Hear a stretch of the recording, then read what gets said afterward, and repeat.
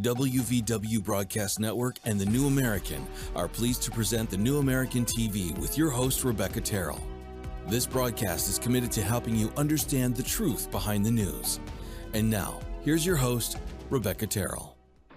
Welcome to The New American TV, where we bring you the truth behind the news. Today is Friday, February 17th, and here are some of the headlines we're following.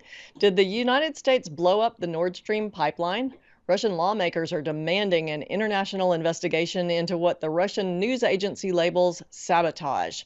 Last week, we reported on investigative journalist Seymour Hersh's expose claiming that the United States and Norway planted explosives under the Russian pipeline.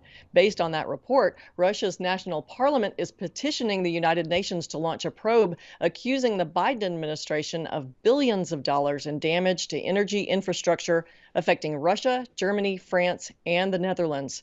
Speaking to Russian media, Foreign Minister Sergei Lavrov complained about Western media silence on the topic. Imagine that something similar would be attributed to Russia regarding, saying, a Canada-US oil pipeline. You wouldn't have any other work. Right now, you would be forced to write only about this. The Russian embassy is urging the United States to prove it was not involved in what it calls an act of international terrorism. New proposed legislation would ban federal funding of medical facilities that deny care to patients who do not have the COVID jab. It's a short bill with a long name, the COVID-19 Vaccination Non-Discrimination Act. Republican Senator Rand Paul of Kentucky and 8 other GOP senators are co-sponsors. North Carolina Republican Dan Bishop has introduced a companion bill in the House, and 11 of his GOP colleagues have signed on. No Democrats have added their names. In their joint press release introducing the bills, Paul and Bishop cited numerous cases of facilities denying organ transplants to unvaccinated patients. One involved a COVID-recovered minor who was refused a kidney transplant by Duke University Hospital because her parents opted against the jab. Here's what her mom and dad told Fox News. I said, so basically you're telling us if she does not get the vaccine, then she's not getting a transplant. And Dr. Chambers said yes. That is the one thing that is holding us up. Saying basically if she doesn't get the shot, you're not. So she's got a genetic condition that's destroying her kidney. She needs this eventually to save her life. Chrissy, what are your options if not here? Well, we don't really know. We have retained a lawyer, Mike Yoder. He's going to help us fight Duke, but we don't want Yulia's life caught up with the litigation. We're hoping that a medical center can step forward and say, come here, we'll give you the transplant without the vaccination. Yet so far, only 9% of the Senate and less than 3% of the House are currently backing efforts to prevent healthcare providers from discriminating against patients like that young girl on the basis of vaccine status. FBI Director Christopher Wray is on notice that Republican legislators may pull support of FISA, the Foreign Intelligence Surveillance Act. Arizona Republican Andy Biggs sent a letter accusing the agency of using FISA to spy on U.S. citizens. He quoted a report issued by the Director of National Intelligence, which revealed instances of the FBI monitoring Americans.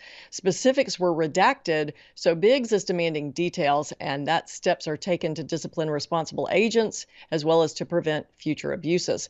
FISA gives federal intelligence agencies authorization only to monitor non-U.S. individuals located outside the country.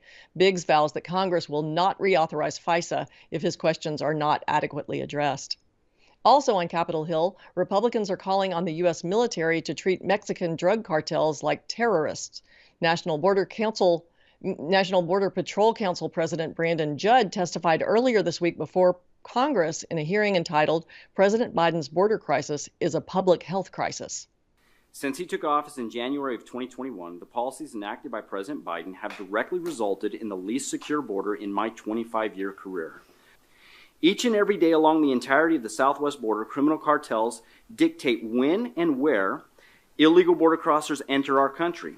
The cartels have figured out the loopholes in our laws, and they know that our agents are forced to process and they know when our agents are forced to process huge numbers of illegal border crossers, we are unable to properly patrol the border. Other Border Patrol and county officials joined Judd in accusing the cartels of using hordes of illegal immigrants as distraction techniques, thereby exacerbating the opioid epidemic. The National Safety Council attributes most preventable deaths in the U.S. to opioid overdose. Democrats and left-leaning witnesses argued during the hearing that the border crisis and drug smuggling are separate issues, but Republicans scoffed at them. Representative Dan Crenshaw of Texas accused them of pulling what he called a cheap political trick and promised to introduce legislation empowering the military to target drug cartels and the Mexican officials who help them. Meanwhile, the Senate Foreign Relations Committee held a countering illicit fentanyl trafficking hearing on Wednesday. New Jersey Democratic Senator Bob Menendez pointed the finger of blame at China and Mexico. I doubt Xi Jinping cares about his chemical and pharmaceutical industries supplying the Mexican cartels that are flooding the United States with fentanyl. But let's be clear, his government's negligence is helping unleash a deadly wave of fentanyl-related deaths. State Department Assistant Secretary Todd Robinson leads the Counter-Narcotics Bureau and testified that China is stonewalling U.S. efforts to counteract the opioid crisis. My impression is that they could do that there are basic steps they could take that they're not taking right now that could help a lot. And joining me now to discuss all these stories is Daniel Natal of The New American. Daniel, welcome. Hey, thanks for having me, Rebecca. See an underlying theme going in all these seemingly disparate stories, don't you? Yeah, well, the theme that I'm noticing is, like, for instance, with the there's the narcotics trafficking, there's corruption in the Democratic Party, and then several stories back, you had the young girl who wasn't given an organ because of the hospitals getting money to do COVID, treatments. So everything has to be COVID, and there's actually money associated with that. And the theme that I'm noticing is that whenever an institution is bankrupted, they become more susceptible to bribery. For instance, with the hospitals, right? So the hospitals were getting like $52,000 or whatever for every COVID case. So they tended to make every case a COVID. You came in with a sprained ankle, oh, it was COVID. You came in with a whooping cough, oh, it was COVID. Motorcycle accidents, it was COVID, because they were making $52,000. Now, why were they, doing that? It was because illegal aliens had basically bankrupted the hospital systems.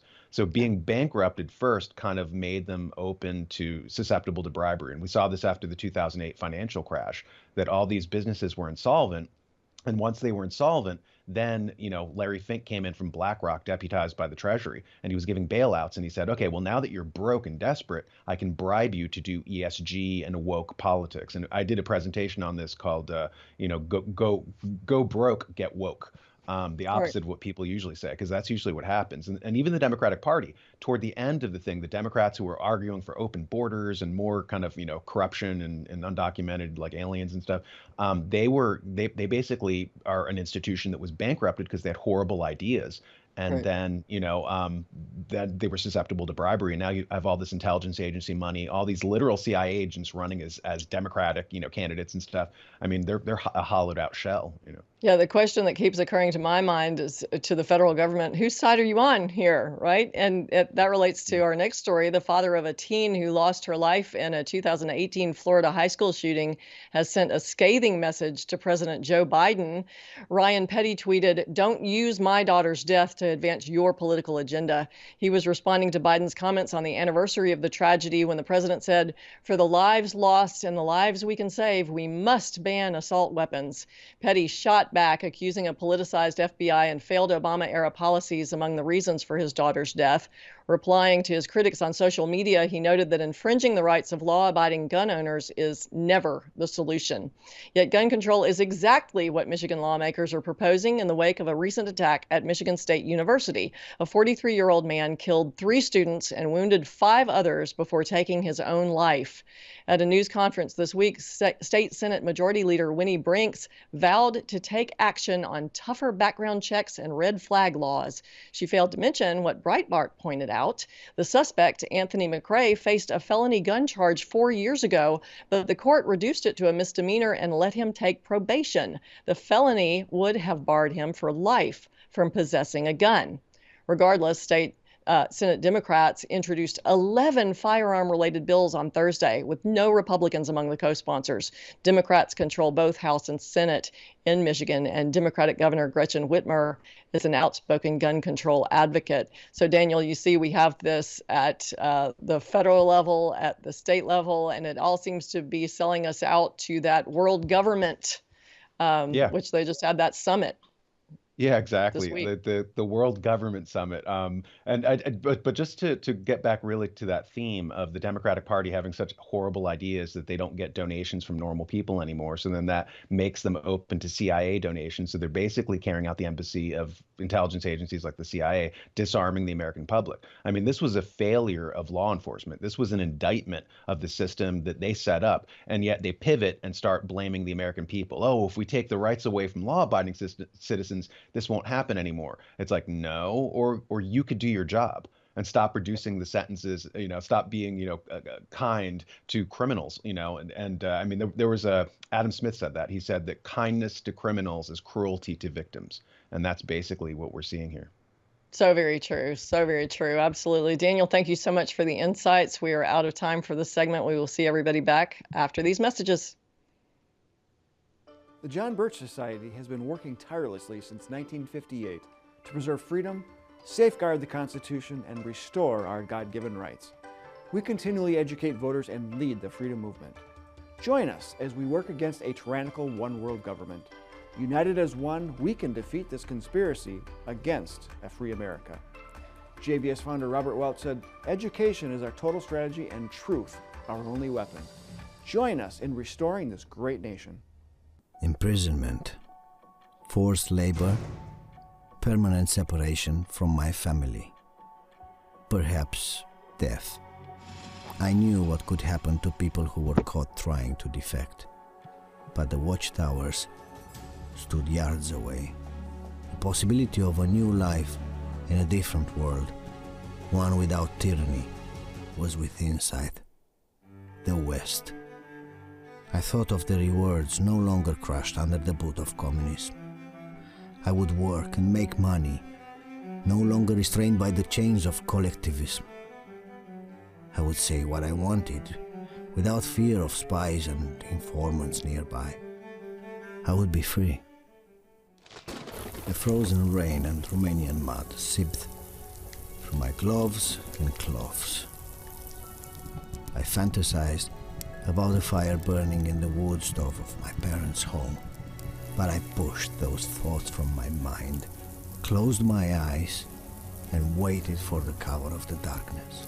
Get Defector, a true story of tyranny, liberty, and purpose by Mark Hobafkovich with Paul Dragu, a thrilling page-turner that will remind you how precious yet vulnerable freedom is.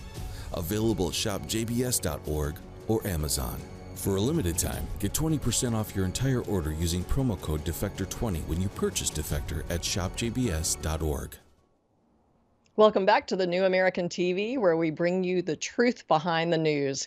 And for regular viewers of our program, my next guest needs no introduction. Dr. Duke Pesta is administrator of Freedom Project Academy, an online homeschooling organization. Dr. Pesta, thank you so much and welcome to the program. Good to see you. Wonderful to see you. Well, I think today we wanted to start delving into Common Core and all of the problems that are associated with it and how we can push back against that, rescue our students from that contamination.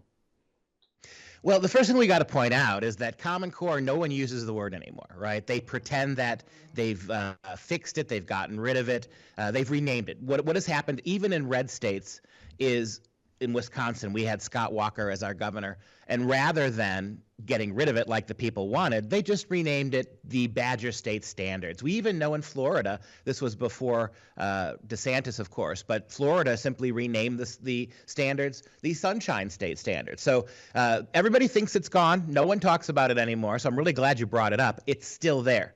And I would point out to everybody that Common Core was never meant to be an educational program. It was never about making your kids smarter, better writers, better readers, better mathematicians.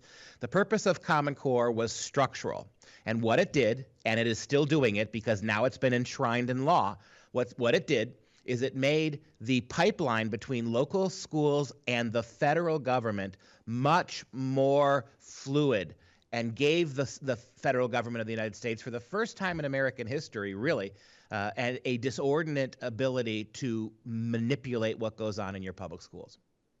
Well, I mean, hasn't it been for a long time? In fact, I've read that the way the federal government got so involved in the public schools was originally just offering this, oh, we need to make sure the students have good food to start out with. So we're gonna give you food to feed the students in the morning before classes start.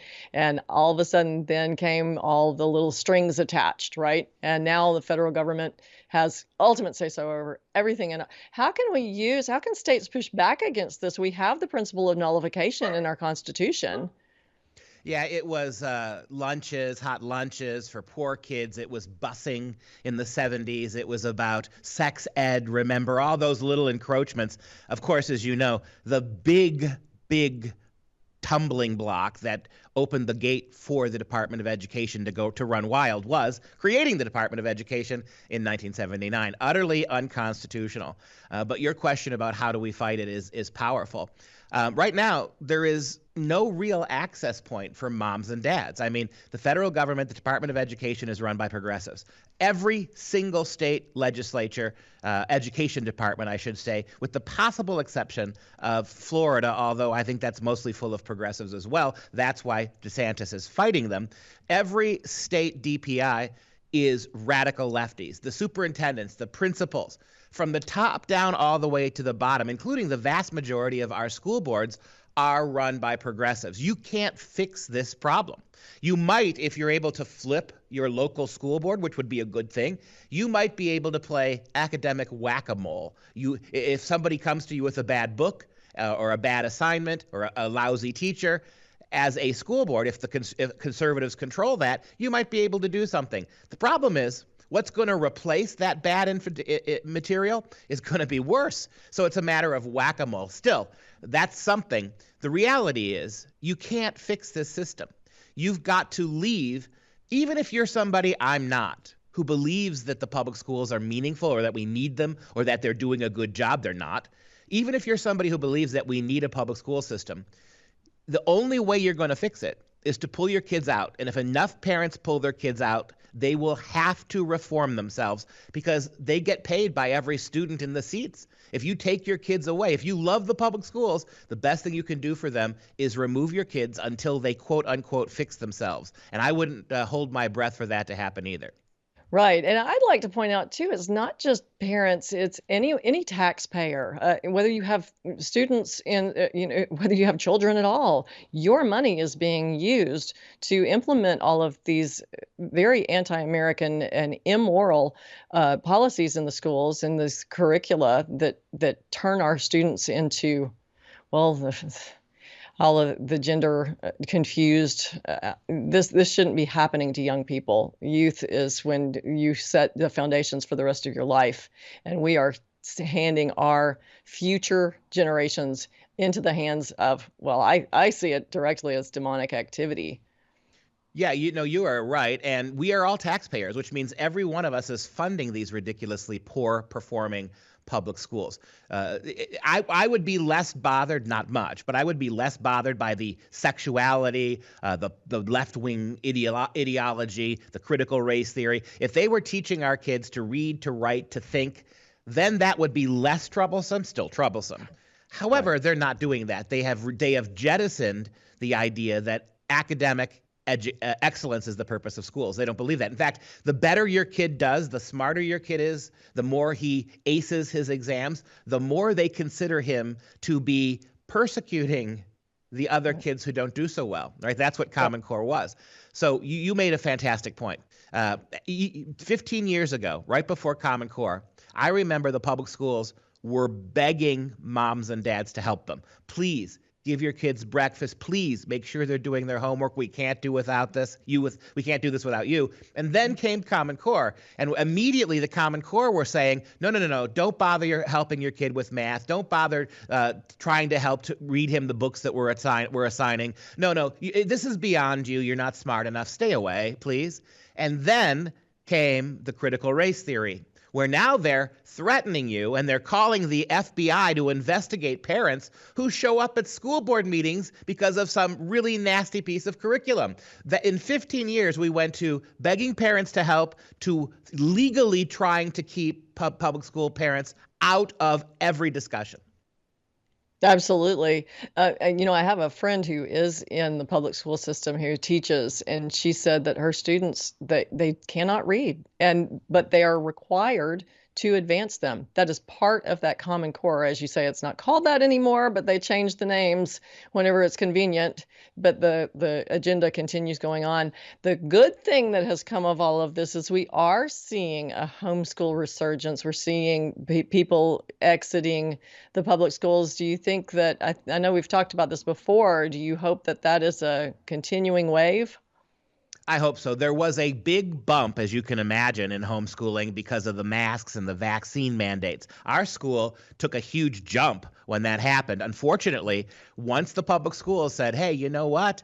A year and a half too late. We're not going to do the masks. We're going to back off of the vaccinations. Then 40% of those kids went right back to the public schools. So, but yes, you're exactly right. Homeschool is growing. It is the #1 threat to the agenda of teachers' unions. That's why educators across the country are beginning to try to propose reasons to cut back on homeschooling. There was a conference at Harvard University 2 summers ago with educrats, and the purpose of that was to make suggestions. Maybe we shouldn't let parents homeschool unless they get an education degree from their local universities. Maybe we should send government agents to the homeschool moms' home every couple of months to make sure that the kids are eating and that they're taken care of, and the gay and lesbian kids aren't getting locked in closets by evil Christian parents. That seriously is where the next frontier is. So the more you homeschool, the more you utilize it, the more families who do it, the harder it will be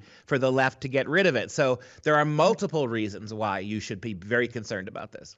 Right. And, we need to remember, too, not to put our guard down on the other end of things. The CDC director, Walensky, just was in congressional testimony earlier this week, I think, and she was saying how their masking policy has not changed. They are still requiring children in kindergarten and day schools to wear masks when you have high concentrations of COVID in pocket areas. So this is something just because they've removed these mask requirements doesn't mean tomorrow they couldn't implement them right back. And that is so destructive. It's so terribly harmful to a child's health to have that mask on all day.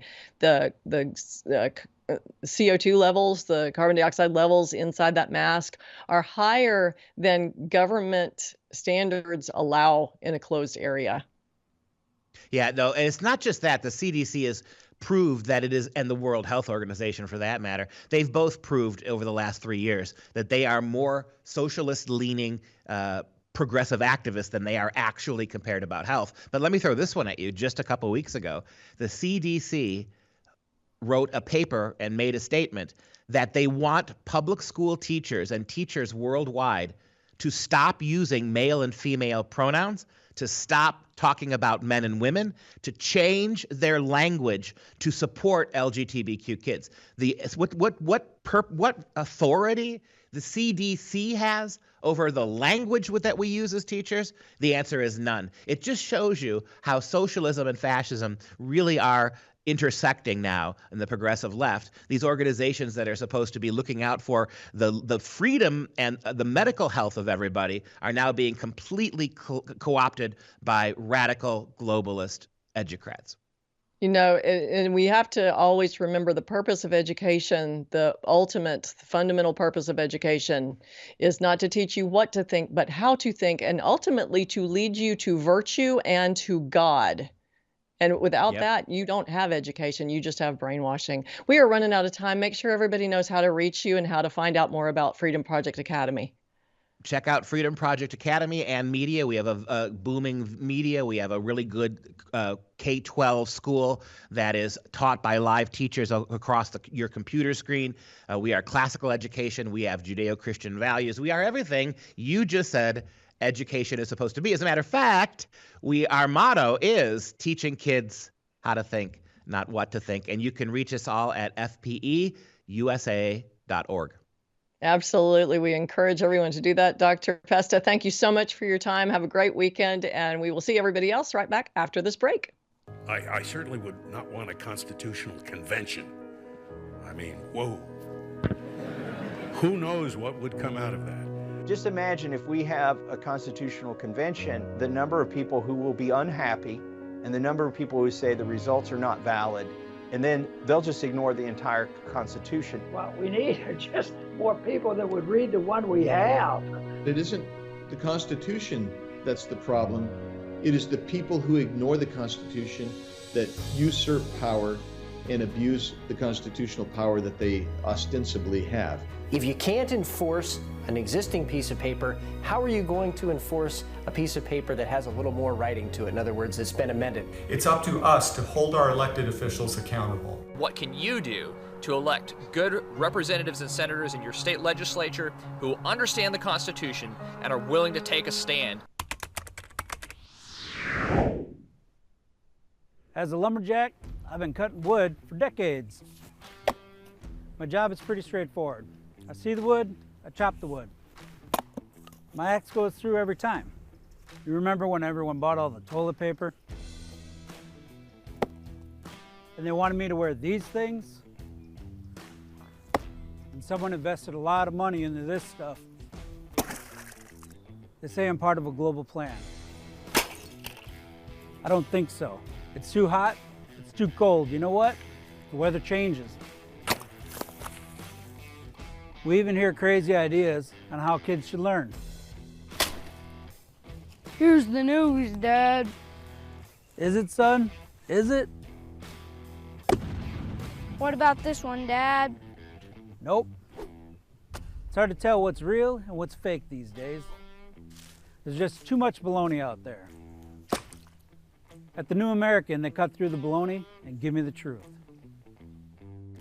Visit thenewamerican.com and subscribe to get 50% off the cover price. And if you want an even better deal, use the promo code 10OFFSUB. Again, that's 10OFFSUB for more than 50% off. Welcome back to the New American TV, where we bring you the truth behind the news. We have a special treat for you today. This is a presentation called Overview of America, and it will speak for itself, so I will let it roll.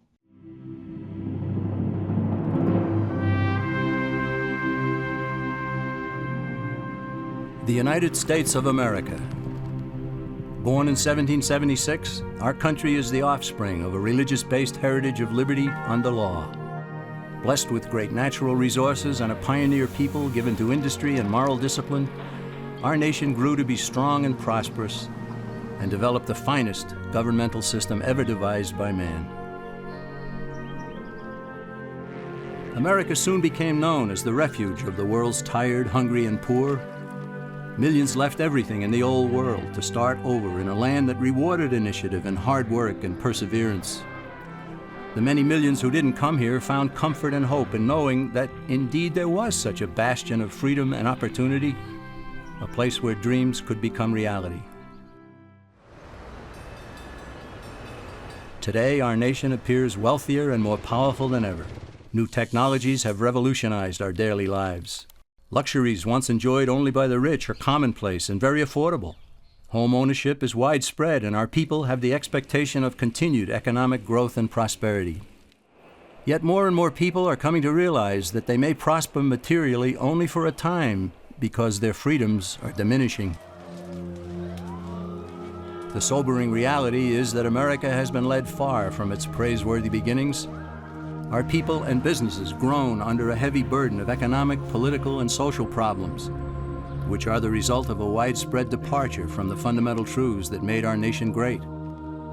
If the United States of America is to endure, citizens far and wide must once again come to understand, embrace, and live by timeless concepts called Americanism.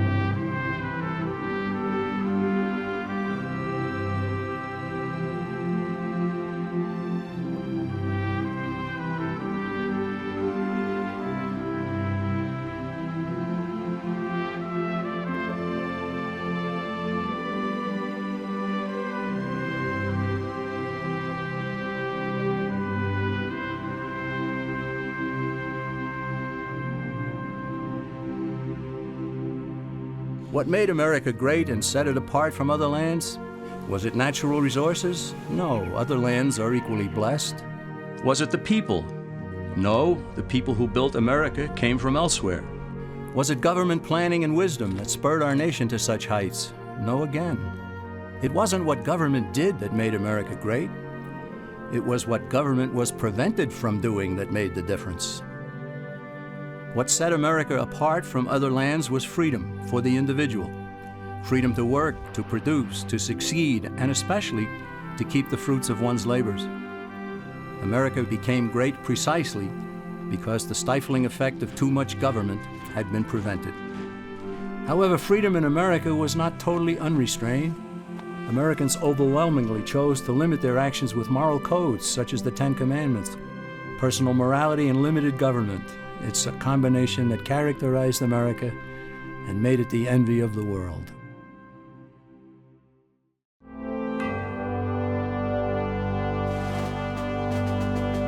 When our founding fathers decided they'd had enough of British oppression, they broke away and declared independence. They stated as self-evident truth in the Declaration of Independence that men are endowed by their Creator with certain unalienable rights. In other words, God gave man his rights, and that among them are life, liberty, and the pursuit of happiness. And in the very next sentence, the founders defined the proper role of government when they stated that to secure these rights, governments are instituted. This is the entire philosophical base of our nation. Here, the government cannot legitimately redistribute the wealth, assume power over the people's lives, and dominate man's existence with oppressive taxation, regulations, and controls. According to the founders, government was to be a negative force, which leaves people alone. Its sole function is to protect citizens from one another and from foreign governments, and especially from their own government itself. The founders did not create a government to be a positive force, to do things for people, to take from some, to give to others. They understood that when a government starts doing something for one citizen, it has to take from another to do so. And in the process, it gains control over both.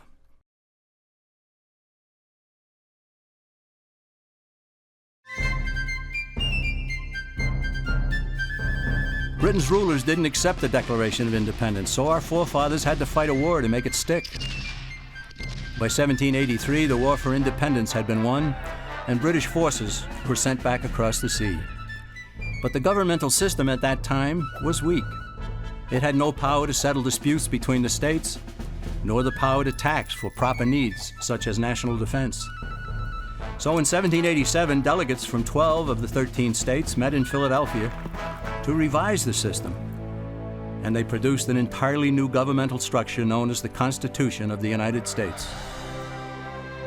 Keeping faith with the thunderous assertions in the Declaration, the Constitution was written to govern the government, not the people, and not the states, each of which was a jealous guardian of its own sovereignty. The founders created a central government with strictly limited powers. This left the states free to compete with one another to be the best state, the one with the least amount of taxation and controls, one where citizens would want to build a business and raise a family. That spirit of competition produced excellence, as honest competition always does. It's important to note that the Constitution wasn't forced on the people.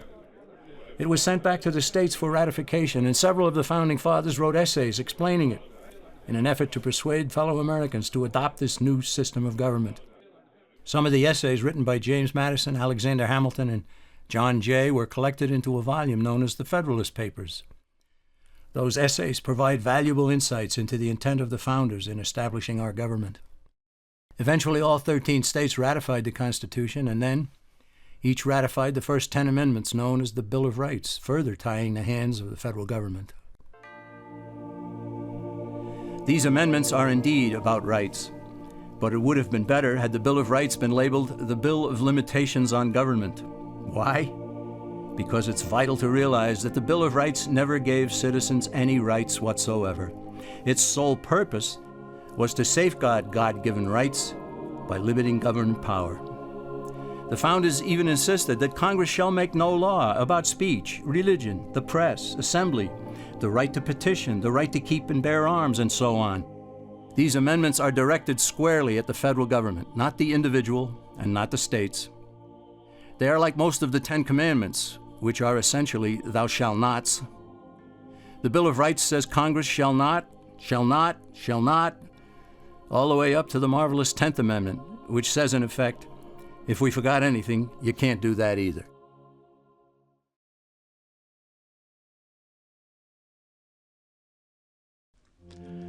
When Benjamin Franklin exited the Constitutional Convention, he was asked by a woman, "Sir, what have you given us?" His immediate response was, "A republic, ma'am, if you can keep it." Yet most Americans today have been persuaded that our nation's governmental system is a democracy and not a republic. The difference between these two is essential in understanding Americanism and the American system. Before we discuss political systems, however, it's helpful to address the confusion that has been spread about the political spectrum. Many have been led to believe that the political spectrum places groups such as communists on the far left, fascists or dictators on the far right, and political moderates or centrists in the middle. However, a more accurate political spectrum will show government having zero power on the far right to having 100% power on the far left. At the extreme right, there is no government. The extreme left features total government under such labels as communism, socialism, Nazism, fascism, princes, potentates, dictators, kings, any form of total government. Those who claim that Nazis and fascists are right-wing never define their terms. This amounts to spreading confusion. Toward the middle of the political spectrum can be found the type of government limited to its proper role of protecting the rights of the people. That's where the Constitution of the United States is. Those who advocate such a form of government are really constitutional moderates. So let's analyze the basic forms of government. They are monarchy or dictatorship ruled by one, oligarchy ruled by a few, democracy ruled by a majority, republic ruled by law, and anarchy, which is ruled by no one. In discussing these five, we'll see that they can be narrowed down to even fewer. Looking first at monarchy or dictatorship, this form of government doesn't really exist in the practical sense. It's always a group that puts one of its members up front. A king has his council of nobles or earls, and every dictator has his bureaucrats or commissars, the men behind the scenes. This isn't ruled by one, even though one person may be the visible leader. It's ruled by a group. So let's eliminate monarchy, dictatorship, because it never truly exists. Oligarchy, which is ruled by a group, is the most common form of government in all history, and it is the most common form of government today. Most of the nations of the world are ruled by a powerful few, and therefore oligarchy remains. At the other end, we find anarchy, which means without government. Some people have looked over history and found that many of its worst crimes were committed by governments, so they decided that having no government might be a good idea. But this is a mistake, because as the ancient Greeks stated, without law there can be no freedom. Our founding fathers agreed and held that some amount of government is a necessary force in any civilized, orderly society. In a state of anarchy, however, everyone has to guard life, liberty, and property, and the lives of family members. Everyone must be armed, and movement is severely restricted because one's property has to be protected at all times. Civilized people have always hired someone to do the guarding, a sheriff, a police force, or some branch of government. Once law enforcement was in place, the people were freer. They could leave their property, work in the fields, and so on. In short, the proper amount of government makes everyone freer. There are some who advocate anarchy, however, not because they want no government, but because they don't like what they have. They use anarchy as a tool for revolutionary change. The condition of anarchy is very much like a vacuum where something rushes in to fill it. These calculating anarchists work to break down the existing government with rioting, killing, looting, and terrorism. Tragically, the people living in such chaos often go to those best able to put an end to it and beg them to take over and restore order. And who is best able to put an end to the chaos?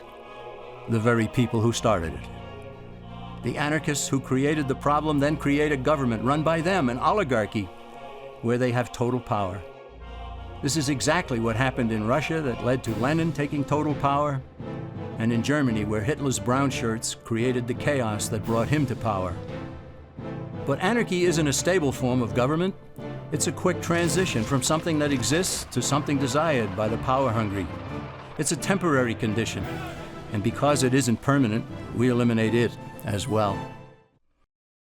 The word democracy comes from two Greek words, demos, meaning people, and kratein, meaning to rule. Democracy, therefore, means the rule of the people, majority rule.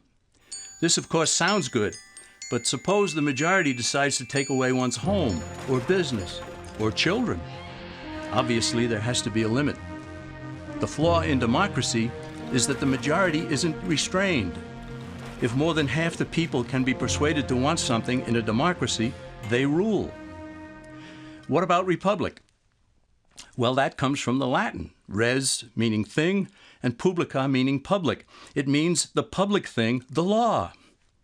A true republic is one where the government is limited by law, leaving the people alone. America's founders had a clean slate to write on. They could have set up an oligarchy. In fact, there were some who wanted George Washington to be their king. But the Founding Fathers knew history, and they chose to give us the rule of law in a republic, not the rule of a majority in a democracy. Why? Let's demonstrate the difference in the setting of the Old West. Consider a lynch mob in a democracy. 35 horseback riders chase one lone gunman. They catch him, and they vote 35-1 to hang him. Democracy has triumphed, and there's one less gunman to contend with. Now consider the same scenario in a republic. The 35 horseback riders catch the gunman and vote 35-1 to hang him, but the sheriff arrives, and he says, "You can't kill him. He's got his right to a fair trial." So they take the gunman back to town.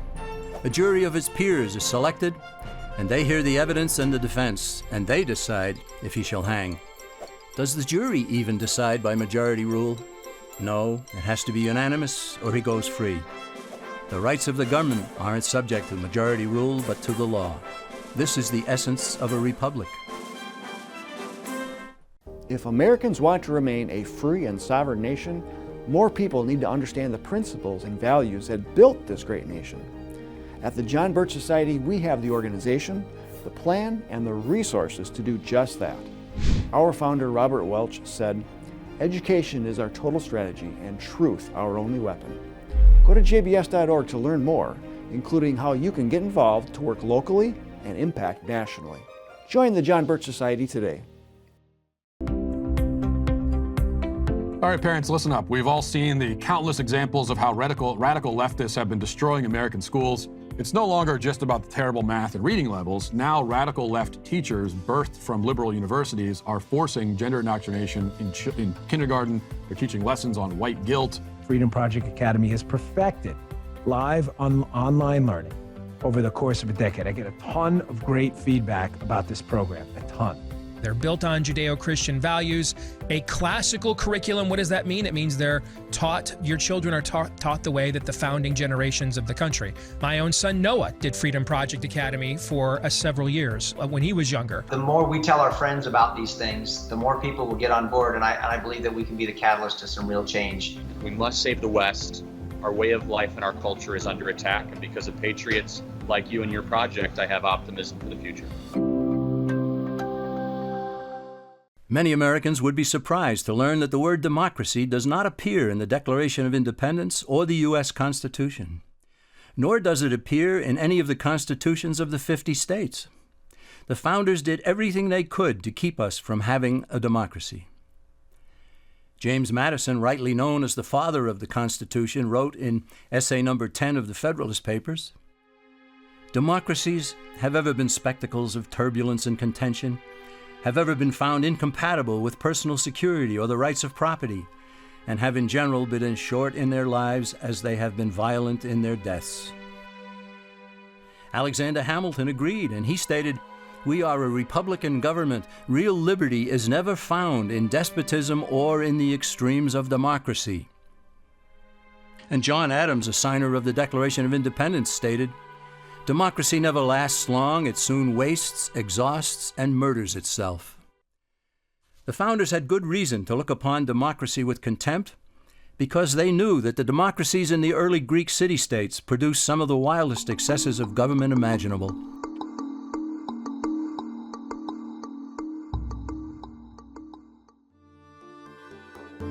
During that period in Greece, there was a man named Solon who urged creation of a fixed body of law not subject to majority whims. But where the Greeks never adopted Solon's wise counsel, the Romans did. Based on what they knew of Solon's laws, they created the 12 tables of the Roman law and, in effect, built a republic that limited government power and left the people alone. Since government was limited, the people were free to produce, with the understanding that they could keep the fruits of their labor. In time, Rome became wealthy and the envy of the world. In the midst of plenty, however, the Roman people forgot what freedom entailed. They forgot that the essence of freedom is the proper limitation of government. When government power grows, people freedom recedes. Once the Romans dropped their guard, power-seeking politicians began to exceed the powers granted them in the Roman Constitution.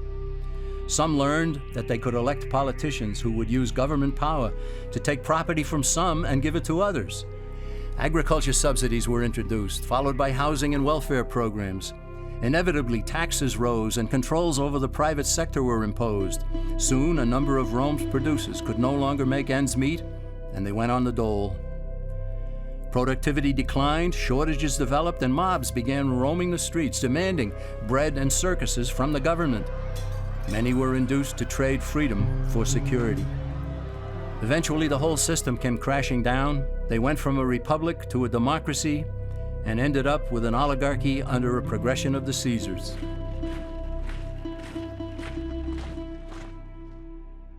Thus, democracy itself is not a stable form of government. Instead, it is the gradual transition from limited government to the unlimited rule of an oligarchy. Knowing this, we as Americans are ultimately left with only two choices. We can keep our republic, as Franklin put it, or we will inevitably end up with an oligarchy, a tyranny of the elite.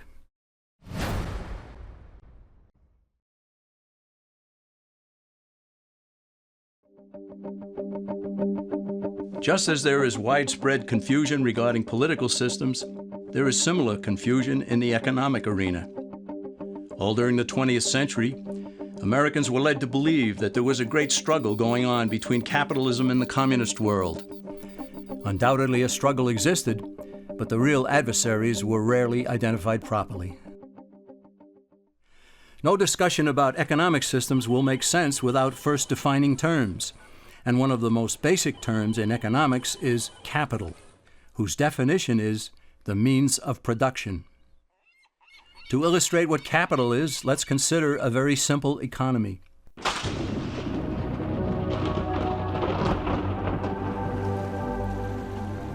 On the sands of a small island, a castaway has just washed ashore. He has no food and he's hungry. He searches the island, he finds no berries, coconuts, or anything edible. He goes back into the water and tries to catch fish with his bare hands, but he fails. So he goes back up on shore and he finds a bush. He breaks off a branch, he gnaws at one end to make a sharp tip. Back into the water he goes, and with his spear, he catches fish. His spear is capital. It's the means of production for catching fish. He gave up some of his time and some of his energy to produce something he could not eat, but something that would help him to produce something that he could eat. Capital, therefore, can be tools, machinery, and even a man's handmade spear to catch fish. Such being the case, consider that the communists in the former Soviet Union, as well as in China and Cuba, have always used tools and machinery. Officials there even view people as capital. Therefore, by strict definition, are not communists capitalists? For that matter, isn't everyone a capitalist? And so, is not every economic system a capitalist system? What then is the difference between what the communist system is and what the American capitalist system is supposed to be? The difference is ownership of the capital. Is the system monopolistic, state-controlled capitalism, or is it competitive, free enterprise capitalism? It is between these two opposing economic systems that a battle has always raged. Before we proceed, let's also define free market. Basically, it's a self-regulating system in which all parties are completely free to transact with one another. But where force, fraud, or injury damages one party, the government's role is only to punish those who commit such offenses and to vindicate the rights of the other party. This protects the integrity of the free market, or free enterprise system, without intervening in it. The term private property also needs clarification, for private ownership and control of property is a key component in the free enterprise system. In order for ownership of property to be full and complete, all four of its aspects must be met. These are title, control, use, and the ability to dispose of what a person owns. In a free market economy, these aspects are unrestrained, so long as the owner does not infringe on the legitimate rights and claims of others. True ownership of property and freedom go hand in hand. They always have. Now let's compare the two systems of capitalism. In the competitive free enterprise system, capital or property is both owned privately and controlled privately. In the monopolistic system, holding title to capital can be accomplished privately or by the state. But more importantly, capital is controlled by the state or by the elite few who control the state. The Communist Manifesto, which contains the basic program for all communists and all socialists, explicitly preaches the destruction and abolition of private property. Karl Marx understood the powers of controlling capital, and so have all communists and socialists who have ever looked and still look to Marx as their leader. State-controlled capitalism results in high prices and low quality. After all, why would a monopoly strive to improve if it has no competition? On the other hand, honest, thrifty, and hardworking producers throughout the world prefer competitive free enterprise system for all.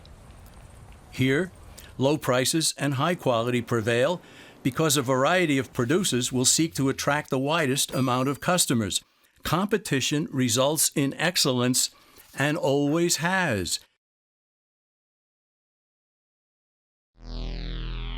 Just as the political spectrum shows the range of government power, we can also plot the various economic systems along another spectrum.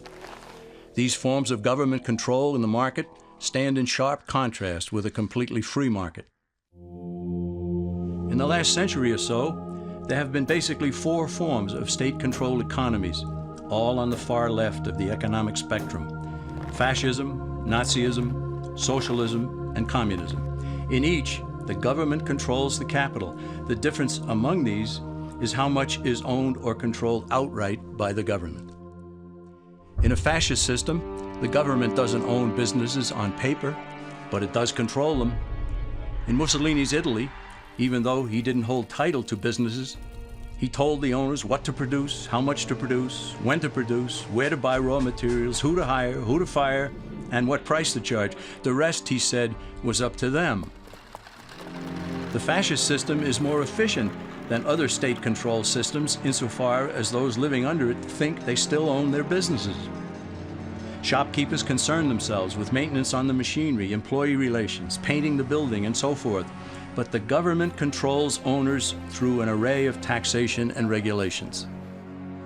Under Nazism, which means National Socialism, its proponents went one step further and acquired ownership of some corporations such as Volkswagen.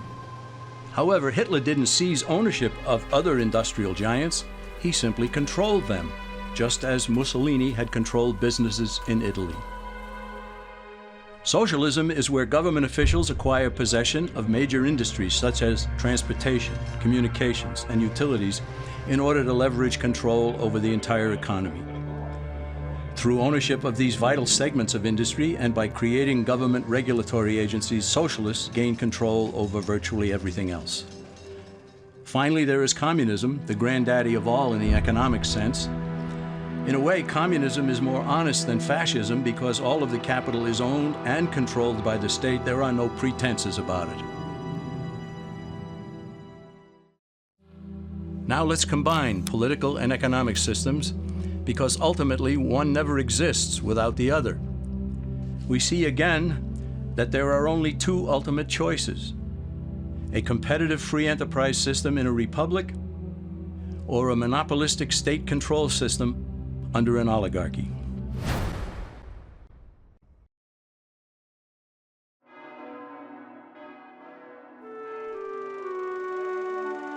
A moral people have always been a vital element of America's strength. The Founding Fathers well understood the biblical teaching that righteousness exalteth a nation. They also knew that expecting a free market economy and limited government under a republic to endure without morality was expecting the impossible. James Madison cautioned that limited government alone was inadequate for our nation. And John Adams observed, "Our Constitution was made only for a moral and religious people. It is wholly inadequate to the government of any other." George Washington stated, "Reason and experience both forbid us to expect that national morality can prevail in exclusion of religious principle." Yet there are people today who think that liberty is license and that morality is unimportant or irrelevant to politics and economics. But as Benjamin Franklin added, only a virtuous people are capable of freedom. As nations become corrupt and vicious, they have more need of masters.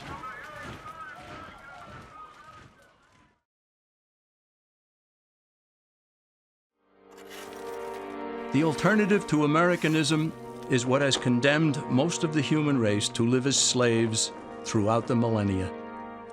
It is the idea that rights are privileges dispensed by an oligarchy according to the unlimited rule of men, that the state should control or own the nation's capital with all economic activity directed from a central power, and that morality is inconsequential, and that security is preferred over freedom and opportunity.